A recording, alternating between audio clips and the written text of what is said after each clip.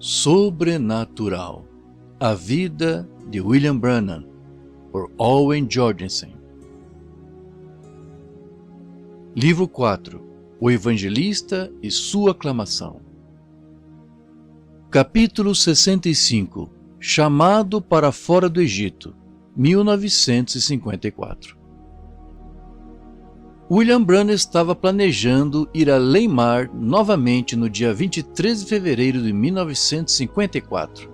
Entretanto, até o dia 1º de janeiro, seus administradores ainda não tinham estabelecido seu itinerário. As campanhas em Israel e Índia pareciam certas, mas a África do Sul permanecia questionável. Alguns membros do Comitê Nacional pareciam estar arrastando seus pés. Então, em janeiro, algo surpreendente aconteceu que fez Bill mudar seus planos. Certo dia, um carro cheio de pessoas chegou em sua casa, as quais desejavam oração. Ele as colocou na sala de estar, então foi pegar algo e viu um outro homem de pé na porta. Primeiro, ele presumiu que ele fosse deste mesmo grupo, alguém que tinha se atrasado ao sair do carro. O que o confundiu foi a maneira peculiar com a qual este homem estava vestido. Ele parecia os indianos Sikhs do leste, que Bill tinha visto em Durban, África do Sul. Seu cabelo negro e aparência escura contrastava agudamente com um turbante branco amarrado ao redor de sua cabeça. O homem estava na porta com a sua cabeça inclinada. Bill foi até ele e o saudou cordialmente. Como vai, senhor? Levantando sua cabeça, o indiano oriental disse: Irmão Branham, não vá além-mar até setembro. Esta foi uma resposta inesperada. Bill não sabia o que dizer. Ele virou-se e moveu sua mão, dizendo: Por que você não entra? Quando ele voltou de volta, o homem havia se ido. Ele tinha simplesmente se desvanecido. Bill ficou na porta, aturdido. Mais carros seguiram o primeiro, e era meia-noite quando ele terminou de orar pelas pessoas nesse dia. Ele foi para a cama há cerca de 1 hora, mas poucas horas mais tarde, ele acordou, sonhando que não deveria ir à Índia até setembro. Ele acordou Mira e contou-lhe seu sonho. Então, ele voltou a dormir e sonhou a mesma coisa novamente. Na manhã seguinte, ele ligou para um de seus administradores e disse a eles para reagendar suas campanhas no estrangeiro para setembro, de acordo com a visão e os sonhos. Uma vez que as viagens à África, Oriente Médio e Ásia estavam sendo adiadas, seus administradores procederam em preencher sua agenda com campanhas através da América do Norte. Nos primeiros 3 meses de 1954, Bill teve reuniões em Wood River, Illinois, Rock Springs, Arkansas e Shreveport, Louisiana. Depois destas, ele teve uma campanha de 8 dias em Phoenix, Arizona. Então, moveu-se a Carlsbad, no Novo México, antes de voltar ao leste a Columbus, Ohio, onde ele teve uma gigantesca reunião no Coliseu, uma reunião que incluiu a cooperação de 400 ministros de suas congregações. No final de março, ele voltou para casa para ter reuniões em Louisville, Kentucky e Jeffersonville, Indiana. Em abril, Bill tirou um tempo para si, mas como de costume, isto não garantiu-lhe descanso algum. Enfermos e necessitados o procuravam a todas as horas do dia. Numa ocupada tarde de sábado, quando o número de visitantes veio a bem poucos, Bill disse a Mira: Se alguém mais ligar, apenas diga para ir à igreja de manhã e orarei por eles ali. Eu estou ficando cansado demais, querida. Eu não consigo me segurar. Depois que os visitantes restantes saíram, Bill levou Mira para dar uma volta de carro. Ele não tinha destino algum em sua mente. Ele apenas queria sair de casa para que pudesse relaxar um pouco. Ele dirigiu-se ao sul, a New Albany, em uma autoestrada com vista panorâmica, que passava ao redor e ao topo de algumas colinas. A modesta elevação provia uma agradável vista da zona rural aos arredores, mostrando uma mistura entre campos de milho e terras arborizadas. Finalmente, eles chegaram em um lugar onde a estrada fazia uma curva à beira de um precipício. Enquanto ele manejava seu carro na primeira curva, ele viu o anjo do Senhor com uma névoa branca diante de seus olhos. O vidro da frente ficou completamente branco. Por 5 ou 6 quilômetros, ele cegamente guiou seu carro em cada curva, enquanto seus olhos observavam algo acontecer a 12.800 quilômetros de distância, literalmente. Mira continuava conversando com ele, enquanto ela observava o bonito cenário além do precipício. Depois de 5 minutos, ela deu uma olhada em seu marido para ver por que ele não estava lhe respondendo. No instante que ela viu seu olhar fixo, transparente, ela sabia que ele estava perdido em uma visão. "Bill!" ela ofegou. Voltando a si, Bill estacionou seu carro ao lado da estrada. "Oh, querida, eu tenho que orar pelo irmão Bosworth agora mesmo. Eu o vi sair de um trem na África do Sul e se ferir. Eu os vi pegarem-no e colocarem em uma maca. Ele está em um hospital agora, seriamente enfermo. Eu devo orar por ele imediatamente." Caminhando a uma curta distância, ladeira arborizada, ele ajoelhou-se e orou. Na noite seguinte, depois do culto, um de seus 4 telefones em sua casa tocou. Bill respondeu. Um operador de Louisville, da Western Union, disse: Sr. Brannan, eu tenho um telegrama para você de Durban, África do Sul. É do Dr. Eager. Ele diz: ore pelo reverendo Bosworth imediatamente. Ferido depois de sair do trem. Hospitalizado. Espera-se que ele morra. Quando Bill conseguiu uma ligação para Durban, na segunda-feira, Fred Bosworth não tinha sido somente curado, como também já tinha deixado o hospital e retornado a seu trabalho. Por mais de um mês, então, Bosworth tinha estado viajando através da África do Sul, tentando organizar mais campanhas Brannan no país. Até então, era como tentar fazer um arranhão num diamante. A maioria dos cristãos na África do Sul queriam que William Branham voltasse para ter mais campanhas de cura, porém, muitos líderes de igreja não queriam mesmo. O Comitê Nacional das Igrejas da África do Sul tinha a palavra final no caso. Certos membros poderosos do Comitê Nacional argumentaram que o alto perfil do ministério de Branham enfraquecera a influência de pobres pastores locais. Para o evangelista veterano como Bosworth, isto cheirava como uma desculpa podre usada para esconder a inveja deles. Depois de semanas de debate, o Comitê Nacional finalmente negou o pedido do visto de William Branham. Novamente, seu ministério fora estorvado pela política da igreja. Agora, esta seria a última vez. Em setembro de 1954, William Branham começou sua terceira viagem além-mar, voando da cidade de Nova York a Lisboa, Portugal, onde o barão von Blomberg o esperava. O barão von Blomberg era um aristocrata alemão erudito e bem viajado. Ele falava 7 línguas.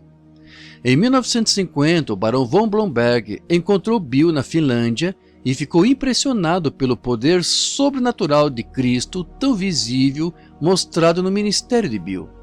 Já que o barão tinha ligações com o mundo todo, incluindo monarcas e outros líderes políticos, von Blomberg ofereceu-se a fazer um itinerário para Bill nesta viagem. Depois de Portugal, ele estava agendado para visitar a Itália, Egito e Israel. Então, ele iria à Arábia e, finalmente, à Índia. Em Lisboa, von Blomberg tinha preparado para Bill um jantar com o presidente e os membros de seu gabinete. Além disto, o barão não fora capaz de preparar uma campanha em Portugal, porque a Igreja Católica Romana usou sua influência política para impedi-lo de conseguir um grande auditório. Bill teve que fazer 2 reuniões em uma igreja pentecostal na base de uma colina nos limites da cidade. Mas aquelas 2 reuniões arderam com milagres, estabelecendo o tom para o resto de seu roteiro no estrangeiro. Saindo de Portugal, Bill, Billy Paul e o Barão von Blomberg tomaram voo para a Itália. Na estadia em Roma, Bill visitou o calabouço subterrâneo onde o apóstolo Paulo tinha sido aprisionado por sua fé. Olhando para aquela cela de prisão fria e escura, o coração de Bill encheu-se de amor por Paulo, aquele cortês mensageiro que levara o evangelho aos gentios. Rejeitado pelo mundo, até mesmo mal compreendido por muitos cristãos de seu dia, todavia, através de todos os seus anos de luta, ele jamais hesitou ou virou as costas para sua comissão. Paulo sabia que ele estava carregando o maior tesouro na terra, as boas novas que Cristo Jesus ressuscitou dos mortos para dar vida eterna a todos aqueles que nele crescem, ambos judeus e gentios. Por Paulo ter ficado firme em seu chamado, cada cristão através de séculos foi beneficiado. E isto atingiu Bill como uma poderosa lição que ele poderia aplicar em seu próprio ministério. Em seu 2º dia em Roma, ele foi agendado a encontrar-se com o Papa às 3 horas da tarde. O barão von Blomberg disse a ele como deveria agir, como deveria ajoelhar-se com um só joelho. Então, o Papa estenderia sua mão e Bill deveria beijar o anel do Papa e endereçá-lo como Sua Santidade ou Santo Pai. Bill meneou a cabeça. Não, isso está fora. Cancele a audiência. Eu chamarei de reverendo, ou doutor, ou qualquer outro título que ele queira, mas não de Santo Pai. Jesus disse, não chame homem algum de pai, senão a Deus. Quando é para adorar, há somente um homem, o qual eu adorarei, e este é Jesus Cristo. Então, ao invés de ir ver o Papa, Bill visitou a casa do Papa. A cidade do Vaticano é um estado independente, único, situado no coração de Roma. Embora ocupe somente 240 metros quadrados, está no centro do governo da Igreja Católica Romana, e sua influência toca cada país na Terra. Bill ficou impressionado com o rico esplendor da Basílica de São Pedro, os jardins do Vaticano e o palácio de seu Santo Ofício. A riqueza contida nesses edifícios era surpreendente. Visitando o Museu do Vaticano, ele viu uma coroa tríplice magnificente, representando a jurisdição do Papa sobre o céu, purgatório e inferno. Uma inscrição em latim lê-se Vicarius Filii Dei, significando vigário de Cristo ou no lugar do Filho de Deus. Que contraste entre as riquezas da cidade do Vaticano e a sombria cela de prisão não longe de onde Paulo, o apóstolo, passou os últimos anos de sua vida. Era uma lição forte que a riqueza não significava a verdade. Bill pensou, o evangelho não brilha, ele reluz. Em um parque não longe da cidade do Vaticano, um evangelista cristão estava tendo reuniões de avivamento em uma grande tenda. Bill foi até ali para ver o que estava vendo. Depois que Bill se apresentou, o evangelista local bondosamente pôs-se de lado, entregando seu culto ao americano mundialmente famoso. Ali, na sombra da cidade do Vaticano, Bill pregou a palavra de Deus e orou pelos enfermos. Deus proveu os milagres. De Roma, Bill tomou voo para Cairo, Egito. Ele passou um dia fazendo turismo, visitando as esfinges e as pirâmides e vendo por si mesmo que a grande pirâmide não tinha sua pedra de coroa. Para ele, isto parecia simbólico porque a Bíblia fala de Jesus Cristo sendo a pedra de coroa, ou como a versão do rei Tiago colocou, pedra de esquina. Há somente uma estrutura onde a pedra de esquina e a pedra de coroa são da mesma forma, e é na pirâmide. Bill cria que, em algum tempo, na névoa da história antiga, Deus tinha permitido esta volumosa estrutura ser construída como um testemunho de seu grande plano, e logo a verdadeira pedra de esquina se colocaria finalmente em seu próprio lugar. Naquela noite, ele jantou com o rei Farouk, do Egito. Na manhã seguinte, enquanto esperava no aeroporto internacional do Cairo pelo avião que o levaria a Jerusalém, seu entusiasmo cresceu fortemente. Logo ele estaria em Israel, terra dos profetas da Bíblia, terra natal de Jesus, lar dos judeus cegados, muitos dos quais ainda estavam procurando pelo seu Messias. Uma reunião estava agendada em Jerusalém para aquela mesma tarde. Embora muitos judeus descartavam o cristianismo como sendo falso e conhecendo a natureza incomum do ministério de Bill, Levi Petrus ainda esperava o comparecimento de cerca de 5.000 israelitas. Propagandas foram colocadas ao redor de Jerusalém, sugerindo uma ligação entre seu dom de discernimento e o sinal de seu Messias. Bill cria que este era o ambiente perfeito para o seu ministério. Judeus devotos reverenciariam seus profetas. Encravado nas leis mosaicas eram duas as qualificações de um verdadeiro profeta. Primeiro, ele teria visões. E segundo, sua precisão seria de 100%. Bill imaginou o que aconteceria quando ele chamasse uma fila de oração em Jerusalém e o discernimento começasse. Será que aqueles judeus reconheceriam o sinal de seu próprio Messias? Ele imaginou toda a audiência recebendo o batismo do Espírito Santo, assim como aqueles 120 discípulos fizeram no dia de Pentecostes. Se isso acontecesse, a era gentílica estaria terminada. Jesus disse: Jerusalém será pisada pelos gentios até que os tempos dos gentios se completem. Assim que Israel, como uma nação, aceitar a Jesus Cristo, a noiva gentia de Cristo será levada com seu noivo, enquanto o resto do mundo mergulha na agonia da grande tribulação. Os judeus terão então 3 anos e meio para pregar o Evangelho de Cristo antes da grande batalha final. De acordo com o livro de Apocalipse, quando a poeira levantar no campo de batalha do Armagedon, o sol nascerá no milênio de paz e perfeição.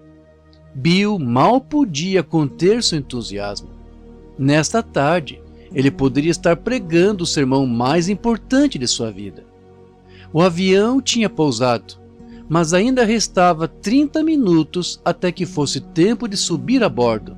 Então, ele foi a uma loja de presentes. Pegando um pequeno elefante esculpido em uma madeira de ébano com dentes de marfim, ele estava considerando comprá-lo para o Dr. Adair quando ele ouviu alguém dizer: "Não vá." Ele olhou ao redor, mas ninguém estava prestando atenção nele. Talvez eu imaginei isto, ele pensou, e estava indo ao balcão para pagar. Então, ele ouviu isto novamente, distintamente: "Não vá. Esta não é a hora."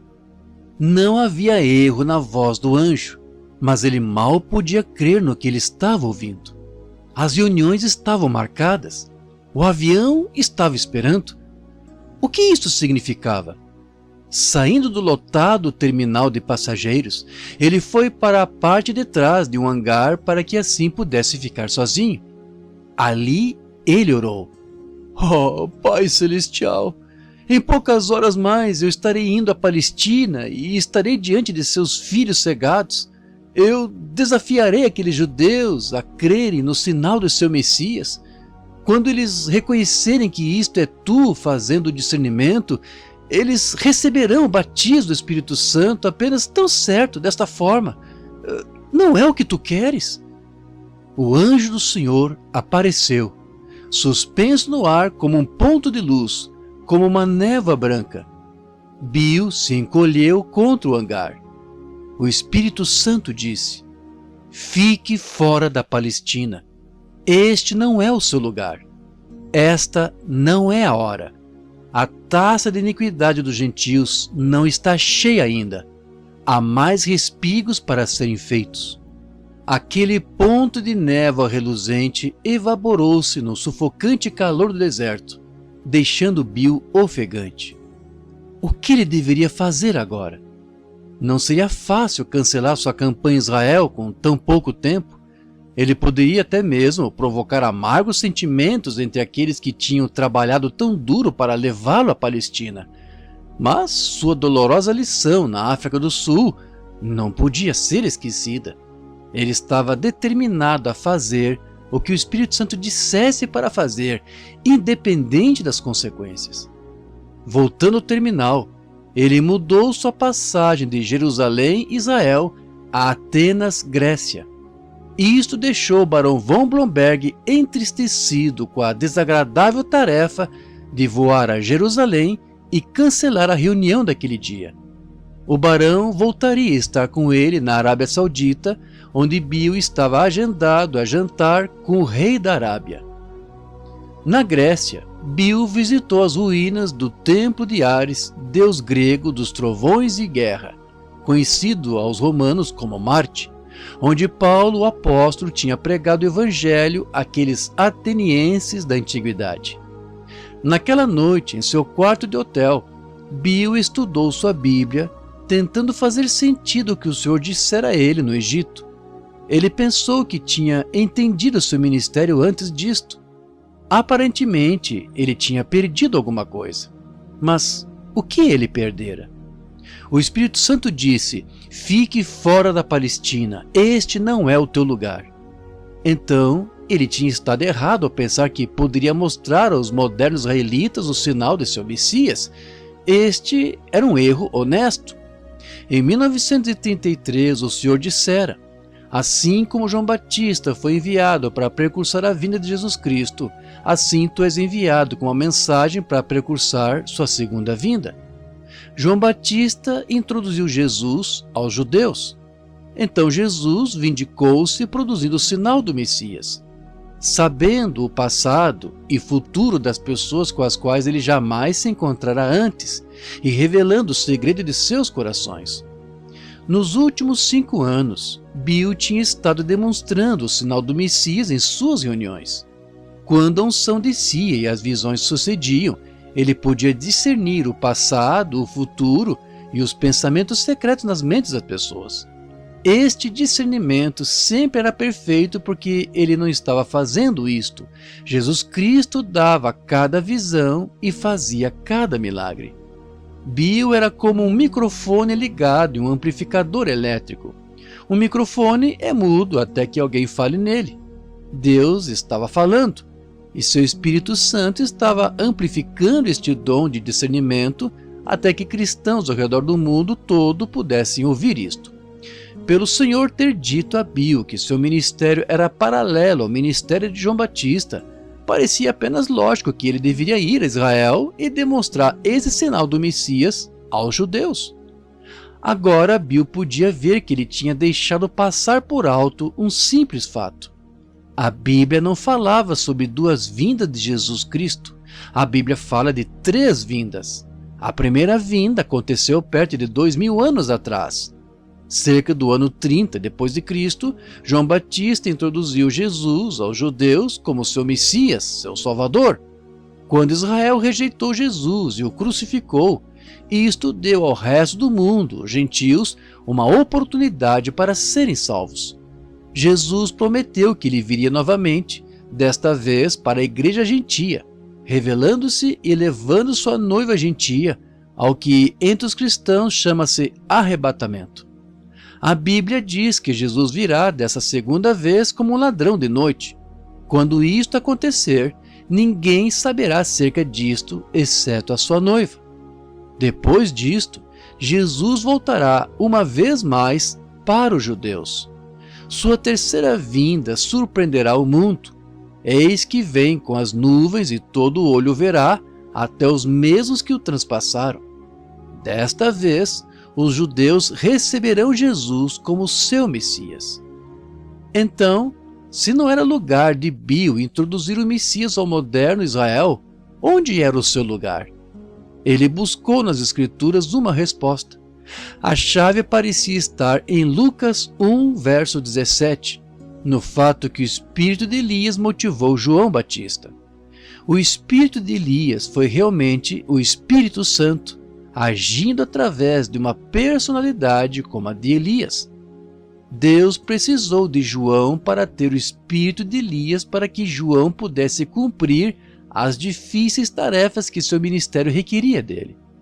Bill abriu em 1 Reis 17 e leu novamente acerca de Elias, para que assim pudesse comparar a vida de Elias e o ministério com os de João. Em 2 de Reis, capítulo 2, ele leu a história sobre os últimos dias de Elias na terra. Deus apareceu como um fogo ardente e levou Elias em um redemoinho enquanto Eliseu, que era aprendiz de Elias, observava. Naquele momento, uma porção dobrada do espírito de Elias caiu sobre Eliseu, que prontamente pegou o manto de Elias e com ele atingiu o rio Jordão e clamou: "Onde está o Deus de Elias?" O rio se abriu e Eliseu caminhou ao outro lado sobre terra seca. Bem ali, Deus mostrou à raça humana que o espírito que inspirou Elias podia ser transferido a um outro profeta. Em toda a vida de Eliseu, ele realizou exatamente 2 vezes o número de milagres que Elias, provando que ele de fato teve uma porção dobrada do espírito de Elias. Eliseu podia até mesmo discernir por visão, com a qual ele demonstrou quando ele disse ao rei de Israel o que o rei da Síria disse em seu quarto.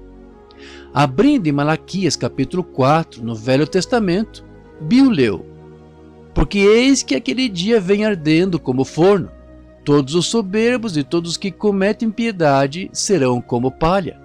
E o dia que está para vir os abrasará, diz o Senhor dos Exércitos, de sorte que lhes não deixará nem raiz nem ramo. Eis que eu vos envio o profeta Elias, antes que venha o dia grande e terrível do Senhor." Muitos estudiosos da Bíblia ensinam que Malaquias 4:5 refere-se a João Batista, porque o anjo Gabriel disse que João teria o espírito de Elias. E Jesus indicou que João era Elias. Mas estes mestres pararam antes de completar a verdade. Era errado afirmar que Malaquias 4:5 referisse somente a João Batista. Quando os judeus perguntaram a João se ele era Elias, João disse claramente que não era. Ao invés disto, ele se identificou com Isaías 40, verso 3. "Voz do que clama no deserto, preparai o caminho do Senhor." Jesus identificou João com Malaquias 3, verso 1. "Eis que eu envio o meu anjo que preparará o caminho diante de mim." A quem então Malaquias se referia quando profetizou: "Eis que eu vos envio o profeta Elias antes que venha o dia grande e terrível do Senhor"? Tinha que ser uma daquelas passagens escriturísticas que tem mais do que um significado, como Oséias 11:1, que diz: "Quando Israel era menino, eu o amei, e do Egito chamei a meu filho." Oséias estava se referindo ao tempo quando Deus enviou Moisés ao Egito para resgatar os filhos de Israel da escravidão. Mas Mateus disse que Oséias 11:1 também era uma profecia a ser cumprida quando José e Maria, que tinham fugido do Egito, escapariam do rei Herodes, trazendo o menino Jesus do Egito e de volta a Israel depois de Herodes morrer. Malaquias 4:5 tinha que ter um significado composto também, falando de mais do que uma vinda de Elias. Em Mateus 17, os discípulos perguntaram a Jesus: "Por que dizem então os escribas que é mister que Elias venha primeiro?" E Jesus respondendo disse-lhes: "Em verdade, Elias virá primeiro e restaurará todas as coisas. Mas digo-vos que Elias já veio e não conheceram, mas fizeram-lhe tudo o que quiseram. Assim farão eles também padecer o Filho do Homem." Então, entenderam os discípulos que lhes falara de João Batista. Quando Jesus disse isto, João Batista já estava morto. Então, quando Jesus disse: "Em verdade, Elias virá primeiro e restaurará todas as coisas", ele estava falando de um evento futuro. Já que deveria haver 3 vindas de Cristo, e já que a primeira vinda de Cristo foi precedida por um profeta mensageiro com o espírito de Elias, era lógico que a segunda e terceira vinda de Cristo seriam precedidas por um profeta com o espírito de Elias. Ao todo, seriam 5 vindas do espírito de Elias. A primeira vez em Elias, a segunda vez em Eliseu, a terceira em João Batista, a quarta vez em um profeta mensageiro aos gentios até o final da era gentílica, e a quinta vez em um profeta à moderna Israel. Por que o espírito de Elias era tão especial que Deus escolheu usá-lo repetidamente em seu grande plano? Quando Bill comparou as vindas de Elias e de João Batista, ele viu muitas similaridades notáveis. Ambos eram rudes indivíduos que amavam o deserto e sabiam como enfrentar a opressão. Ambos tinham coragem de falar contra a corrupção espiritual ao redor deles. Elias olhou na face do rei Acabe e falou: Tu e a casa de teu pai têm perturbado Israel porque deixastes os mandamentos do Senhor e seguistes os Balaíns.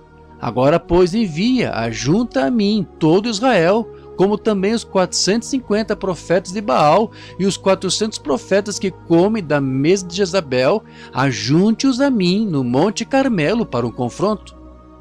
João olhou para aqueles fariseus e saduceus e disse: Raça de víboras, quem vos ensinou a fugir da ira vindoura? Produzi, pois, frutos dignos de arrependimento.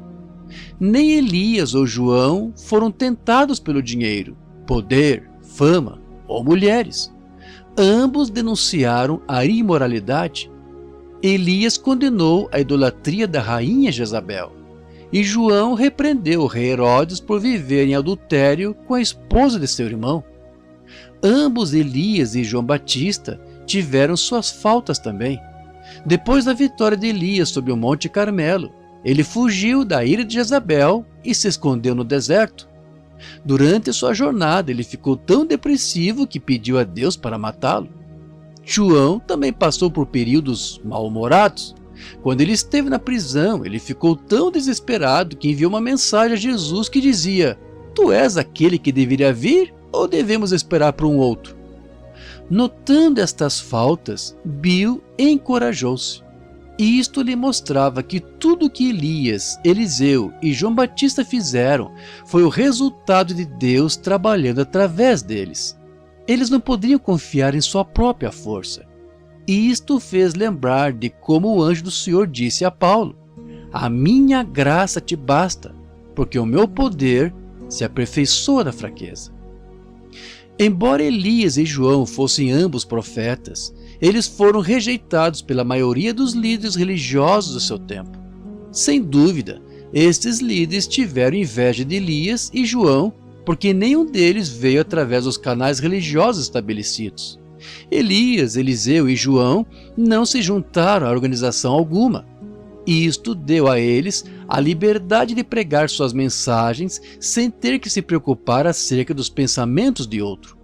E todos os 3 pregaram a palavra de Deus destemidamente, sem comprometimento. Este era o tipo de espírito que Deus queria em seus profetas, especialmente aos 3 ordenados para precursar as vindas de Cristo. Somente o espírito de Elias era rude o suficiente para resistir às intensas pressões de oposição e aprontar um povo para o Senhor. Atrás daquele hangar egípcio, o Espírito Santo disse a ele: Este não é o teu lugar, esta não é a hora. A taça da iniquidade dos gentios não está cheia ainda, há mais respigos para serem feitos. Mas a hora de Israel deve chegar, tão certamente quanto o sol se levanta de manhã para afugentar a escuridão.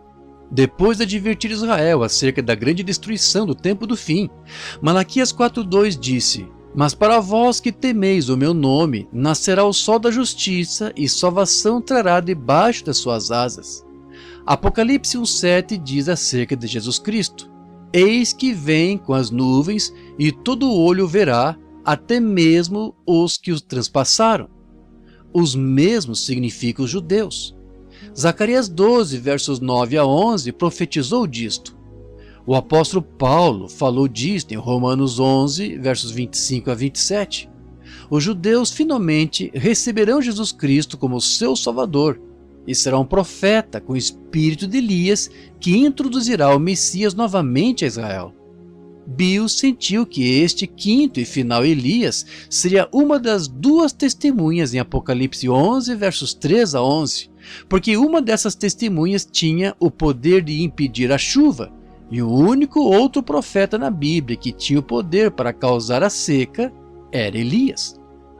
Quando os judeus finalmente receberem seu Messias, a era gentílica terminará. Então, a ira de Deus será derramada sobre os gentios que rejeitaram a Cristo. Tão terrível quanto isto poderia soar, aconteceria antes que Jesus Cristo pudesse reinar em um reino pacífico e perfeito. Bill não sabia quando isto aconteceria, mas ele sabia que Deus estava esperando duas coisas. Primeiro, ele estava esperando os pecados dos gentios acumularem a um certo nível. O Espírito Santo disse: a taça da iniquidade dos gentios não está cheia ainda. Jesus disse que Jerusalém será pisada pelos gentios até que os tempos dos gentios se completem. Deus tinha dito uma vez mais algo similar a Abraão acerca de seus inimigos, os amorreus. Ele disse que ele não julgaria os amorreus até que a iniquidade deles estivesse completa. Lá então os amorreus governaram muito em Canaã, Palestina. Até mesmo nos dias de Abraão, os amorreus eram pecadores, de cultura imoral. Quando Deus os destruiu, a religião politeísta dos amorreus tinha se degenerado além da simples idolatria e tinha abraçado a adivinhação, prostituição religiosa e sacrifício de crianças. Bill pôde ver o moderno mundo gentio se dirigindo para esta direção também, até o ponto de sacrifício de crianças. Não foi o aborto uma forma de sacrifício de crianças? Poderiam os governos modernos se tornarem tão imorais ao ponto de legalizar a matança de crianças por nascer? A segunda coisa que Deus estava esperando era a salvação de todos os seus filhos. Quando seu último filho ou filha receber o batismo do Espírito Santo, naquele momento, a igreja gentílica subirá no arrebatamento, que é ser levada a uma dimensão mais alta. Então, a porta da salvação se fechará aos gentios. Então, Apocalipse 22:11 se cumprirá. Quem é injusto, faça injustiça ainda, e quem está sujo, suje-se ainda. E quem é justo, faça justiça ainda, e quem é santo, seja santificado ainda. Bill fechou sua Bíblia, satisfeito que agora ele entendia melhor a posição escriturística de seu próprio ministério em relação a Israel. Previamente ele presumira que haveria 4 vindas do espírito de Elias. Agora ele podia ver que deveria haver 5. Seu próprio ministério não tinha nada a ver com Israel.